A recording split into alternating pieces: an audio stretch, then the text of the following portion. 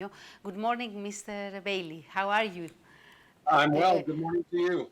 Okay, thank you very much for being awake until this time of the day. Τον ευχαριστούμε πάρα πολύ που έχει μείνει εξύπνιος μέχρι τώρα. So, what is really going on nowadays in the United States? Is the pandemic going to change the vote of the American people? Just a moment to make the translation and then we can have your answer. Ρωτήσαμε τον κύριο Μπέιλι τι ακριβώς γίνεται στις Ηνωμένες Πολιτείες αυτή τη στιγμή και αν η πανδημία θα αλλάξει τον τρόπο με τον οποίο θα ψηφίσουν οι Αμερικανοί πολίτες. Yes. So I think the pandemic has already impacted the election. So, and it will continue to do so through the election. As you all, I'm sure, are aware, the pandemic has hit the United States particularly hard, and we seem to not be particularly good at managing it.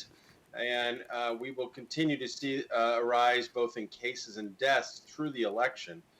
And so any damage to, I shouldn't say damage, but any impact on the election has probably already occurred at this point. It has had a massive impact on the economy, of course, and a massive impact on social relations and things like schools and jobs and employment. And so those are likely to remain through the election. In terms of people showing up to vote, I think you're still going to see a relatively high voter turnout. Μας είπε ότι ήδη υπάρχει πολύ μεγάλη, έχει επηρεάσει πάρα πολύ η πανδημία την κοινωνία των Ηνωμένων Πολιτειών και φυσικά αυτό έχει ήδη φανεί στον τρόπο με τον οποίο αντιμετωπίζουν τόσο οι Ηνωμένες Πολιτείες την πανδημία, δηλαδή αφορά και την αντιμετώπιση αυτής καθεαυτής της υγειονομικής κρίσης, όσο όμως και της κοινωνίας και της οικονομίας πολύ περισσότερο. Και φαίνεται δηλαδή ότι αυτό το οποίο θα συμβεί θα είναι μια πολύ μεγάλη συμμετοχή των Αμερικανών πολιτών στις εκλογές. So, do you think that what Mr. Trump is trying to do when he says that he's willing to postpone the day of the vote, and can he manage to persuade his followers to going out and vote? Right. So two questions I think you asked. One is about postponing a vote, which is highly, highly unlikely and is not a power that the president has. It is really built into two parts of our system, our Constitution, which gives the president no power to postpone an election. But it's also built into the fact that our states, the 50 states, actually are the ones that run the elections. And so if anybody could delay an election, it would be a state, but even most members of the Republican Party, if not all that I've heard, have said there's no interest in postponing an election. We've never postponed a presidential election before, and I don't see that happening. Whether or not his followers will show up at the election's another deal. They certainly will show up, but his polling numbers are not very good right now. In fact, they're very bad for him, and his prospects are starting to dwindle as we get closer to the election in November. Ρωτήσαμε τον κύριο Μπέιλι δύο πράγματα. Καταρχάς, αν μπορεί ο κύριος Τραμπ να αναβάλει τις εκλογές και δεύτερον, αν και κατά πόσο οι ακόλουθοί του, οι ψηφοφόροι του θα πάνε να ψηφίσουν. Και μας είπε ότι η δυνατότητα της αναβολής των εκλογών είναι σχεδόν αδύνατη να συμβεί, υπό την έννοια ότι δεν έχει την αρμοδιότητα, όπως ακριβώς έχουμε πει και εδώ στην εκπομπή, ο Ντόναλντ Τραμπ να αναβάλει τις εκλογές, γιατί καταρχάς δεν του το επιστρέπει αυτό καθεαυτό το Σύνταγμα, δεν του δίνει καμία απολύτως αρμοδιότητα για να αναβάλει τις εκλογές. Και δεύτερον είναι ότι στην ουσία εναπόκειται στις 50 πολιτείες, αυτές είναι που διοργανώνουν ουσιαστικά τις εκλογές. Άρα καμία από αυτές δεν έχει την πρόθεση να την διαφοροποιήσει, όπως επίσης καμία και δεν στηρίζουν μια τέτοια περίπτωση αναβολής των εκλογών και τα ίδια τα μέλη του Ρεπουμπλικανικού κόμματος. Ο κύριος Μπέιλι μας είπε ότι αν όχι το 100% η πλειονότητα των μελών του Ρεπουμπλικανικού κόμματος δεν στηρίζει την πιθανότητα αναβολής των εκλογών. Άρα είναι κάτι πολύ απομακρυσμένο. Σε ό,τι αφορά τέτοιους ψηφοφόρους του Ντόναλντ Τραμπ και το αν θα πάνε να ψηφίσουν στις εκλογές, ο κύριος Μπέιλι μας είπε ότι το πιθανότερο είναι ότι θα πάνε. Ωστόσο, δημοσκοπικά δεν είναι πολύ καλά τα δεδομένα. Είναι πολύ πίσω στις δημοσκοπήσεις αυτή τη στιγμή ο Ντόναλντ Τραμπ. Can you say that America is much more divided than other years? Because we have seen Mr. Trump trying to not taking part during the anti-racism movement and in a way trying to divide with his views and with his policy the United States. Ρωτάμε τον κύριο Μπέιλι αν είναι πιο διχασμένοι από κάθε άλλη φορά οι Ηνωμένες Πολιτείες, αν είναι πιο διχασμένες από κάθε άλλη φορά οι Ηνωμένες Πολιτείες. Yes. So divisions, this strong partisanship, this division in the United States and our two-party system has been going on for a little while, but certainly President Trump has exacerbated that or made that a much bigger deal and follows a technique that usually never works in a presidential election.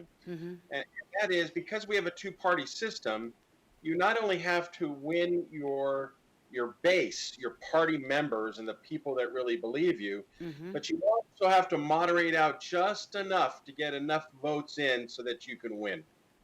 And so most presidents, especially incumbents, they would make sure that their party regulars are very happy, but then try to be more moderate to try to attract voters from the other side. And President Trump does not follow that at all. He spends all his time trying to please the very, very loyal part of his base. And this includes in Black Lives Matter and the coronavirus and other issues as well. Μας είπε ότι ούτως ή άλλως υπήρχε αυτό το διπολικό σύστημα στις ΗΠΑ ακριβώς γιατί είναι το δικομματικό σύστημα αυτό το οποίο κυριαρχεί όχι μόνο τώρα αλλά ανέκαθεν κυριαρχούσε στις εκλογές. Αυτό δηλαδή το οποίο συνήθως έκαναν οι υποψήφοι και κυρίως πολύ περισσότερο αυτοί που διεκδικούσαν την επανεκλογή τους είναι να διατηρήσουν τη βάση του κόμματός τους στενή, τη συσσόρευση δηλαδή αυτό που λέμε να υπάρχει και να μπορέσουν να καταφέρουν να ψηφίσουν, αλλά και από την άλλη πλευρά να κρατάνε μια μετριοπαθή στάση, έτσι ώστε να μπορούν να κερδίσουν και ψήφους και από την άλλη πλευρά, από αυτούς που είναι στην ουσία στη μέση σχεδόν. Αυτό όμως που κάνει ο Ντόναλντ Τραμπ με την πολιτική του είναι να διχάζει ακόμα περισσότερο. Δηλαδή δεν έχει φροντίσει καθόλου να διατηρήσει μια σχέση με τους μετριοπαθείς, αλλά αντίθετα αυτό το οποίο κάνει είναι να ικανοποιεί περισσότερο και σε απόλυτο βαθμό τους δικούς του υποστηρικτές και να μην κοιτάει καθόλου τους άλλους. Αυτό δηλαδή το έχει κάνει τόσο σε ό,τι αφορά το κίνημα με το Black Lives Matter, ότι οι ζωές και οι ζωές των μαύρων μετρούν, όπως επίσης και με τον τρόπο με τον οποίο διαχειρίστηκε την πανδημία. So, do you think that this is going to affect him and cost him the presidency once again? Τον ρωτήσαμε αν αυτό θα του στοιχήσει και την επανεκλογή. Well, certainly if the election was held today, he would lose. His polling numbers are about as bad as you can expect from an incumbent president. Most incumbents have a big advantage. And so, but right now, he is losing in every demographic that he wants. Well, I shouldn't say that. He's declined or is losing in every demographic. He is losing in his poll numbers from the most important states where he needs to win. And so right now that's the case. And we're getting very close, and it seems like there's very little that would change between now and then. President Trump is not going to change his strategy and start to try to please Democrats or independents. He's clearly never once done that. And so you would not expect him to do that, and you would not expect things to change around the coronavirus and the economy and our race relations between now and the election. So it'll be a very tough election for him to win. Λοιπόν, μας είπε ότι αν οι εκλογές γινόντουσαν, διεξάγονταν σήμερα, σίγουρα θα έχανε, γιατί έχει πολύ άσχημα ποσοστά, παίρνει πολύ άσχημα ποσοστά σε όλες τις δημοσκοπήσεις, ενώ κανονικά αυτός ο οποίος διεκδικεί την επανεκλογή του ως πρόεδρος τα πάει καλά, έχει ένα μεγάλο πλεονέκτημα, ωστόσο αυτός φαίνεται ότι χάνει σε κάθε δημογραφική ομάδα την οποία έχει κερδίσει και σε κάθε πολιτεία από τις οποίες η νίκη είναι σημαντική προκειμένου να εξασφαλίσει την επανεκλογή του. Και φαίνεται ότι ο ίδιος δεν θα μπει σε μια λογική να αλλάξει τακτική ούτε προς τους μετριοπαθείς και τους ανεξάρτητους, ούτε όμως και προς τους δημοκρατικούς, έτσι ώστε να καταφέρει να αποσπάσει μερικές ψήφους από εκεί. Οπότε το πιθανότερο είναι ότι θα έχει μια πολύ μεγάλη δυσκολία για να καταφέρει να επανεκλεγεί. That will happen even if he is going to pour some money more in the economy and trying to change the economy. Τον ρωτάμε αν αυτό θα συμβεί ακόμα και στην περίπτωση που θα ρίξει ακόμα περισσότερα χρήματα στην οικονομία. This is an excellent question. You're very aware. And the Congress and the president right now are negotiating about another stimulus package or rescue package, which would include over $1 trillion US dollars in spending. But even within the Republican Party, they're very conservative about what that package is going to look like. And it's unusual. You would expect both the Republicans and President Trump to not really worry about the budget and spend as much as they can to get the economy looking better, but they don't appear to be doing that. And I don't see, at least right at this moment, how their strategy on putting money into the economy at this moment would make a difference between now and November. They're showing as a more conservative, they're trying to spend less actually, when ideally, in the US example at least, spending more would probably make more sense in terms of stimulating.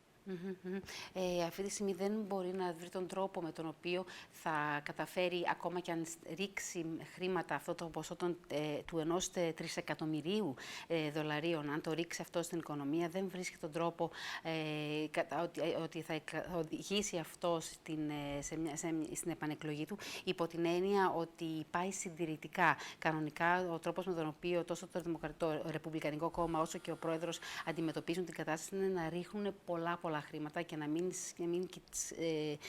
βλέπουν καθόλου τι γίνεται με τον προϋπολογισμό. Η λογική είναι να ρίχνουν λεφτά.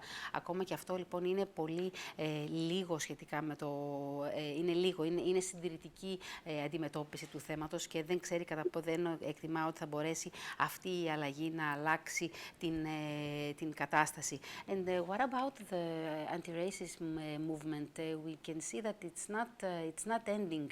We can see that there are cities like Portland where the demonstrators are still going out on the streets to ask for more justice.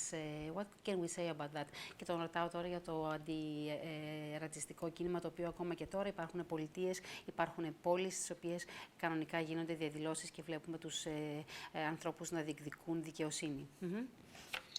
Right, the Black Lives Matter movement, which is sort of the organizational lead for many of these protests, has been very successful in establishing itself as a lead group for now a few years, and tremendously so since COVID, since we've seen other issues.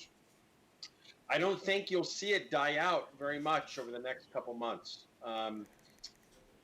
And it's become an issue where the vast majority of Americans believe that the government needs to make changes to help around race issues, around the treatment of African Americans in particular, but other areas as well. It is tricky for the Democrats, however, because parts of the Black Lives Matter movement or parts of these protest movements are much further left than most Democrats and independents are comfortable with in some ways.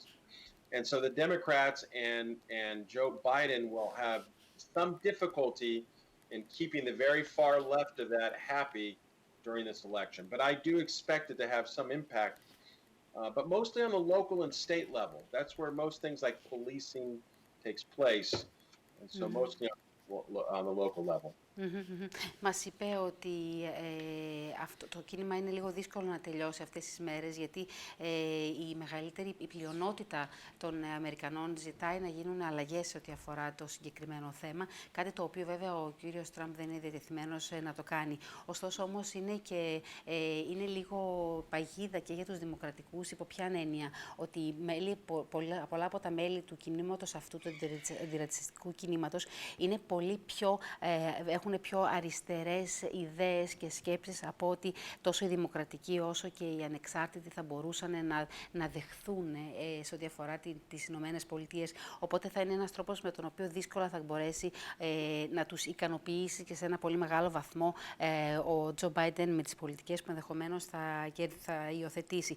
Αυτό βέβαια το οποίο μπορεί να γίνει είναι να αλλάξουν κάποια πράγματα σε ό,τι αφορά την αστυνομία σε τοπικό επίπεδο, καθότι είναι θέματα τα οποία μπορούν να λάβουν οι ίδιες οι πολιτείες. And one last question before ending, and thank you very much for staying up at this late. Joe Biden is going to make the difference, going to win with his vice president that we are waiting to see who she is going to be. Yes. Should I go? Yes. So this is the $10,000 question. So it was expected that he would announce this week, but it appears now through communications from the campaign that he is going to announce a few days before the convention, which starts, it's a convention, they're not really meeting, but on August 17th. So I would expect to hear sometimes between August 10th and the 15th. Clearly a woman, I think there's a lot of pressure for him to pick a black woman. But there's a couple other non-black women, but that are women of color. But Kamala Harris, the U.S. Senator from California, of course, is the front runner. But I think some interesting other picks would be Susan Rice, who served under President Obama, and also Tammy Duckworth, who is an Asian woman who was a U.S. Senator from Illinois, who was also a veteran who lost her legs. She's a W amputee during the Iraq War. And I think those are all three possibilities, but there are a lot of possibilities.